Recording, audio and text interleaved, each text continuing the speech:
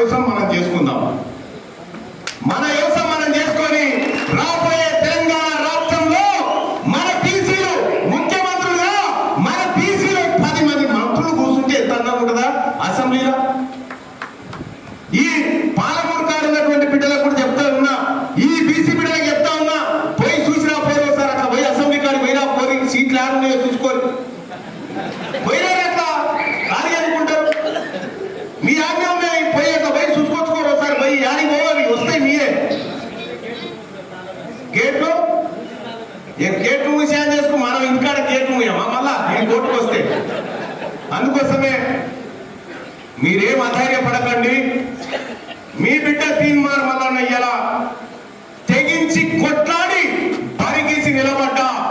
నేను దేనికి డబ్బులకు ఇంకో దానికి లొంగిపోకుండా నాకు నా బీసీలకే వాటా దక్కాలి, నా బీసీ బిడ్డల బతుకులు మారాలని చేయాల ప్రజాక్షేత్రంలో నిలబడ్డా. మీరందరూ కూడా ఇలా మా బిడ్డ మా కోసం కొట్లాడుతున్నాడని చెప్పి మీరందరూ కూడా ఇక్కడికి వచ్చి ఈ బీసీ వాదాన్ని బలపరిచి మేమంతా ఒకటే అనేటువంటి మాకు పార్టీలు కాదు, మా యుద్ధం బీఫామ్లకు బీసీలకు మధ్య యుద్ధం. ఇది బీఫామ్లకు బీసీలకు మధ్య జరుగుతున్నటువంటి యుద్ధం. మీ తాన బీఫామ్లు ఉండొచ్చు, కానీ మా తాన ఓట్లున్నాయి, మా తాన ఓట్లున్నాయి.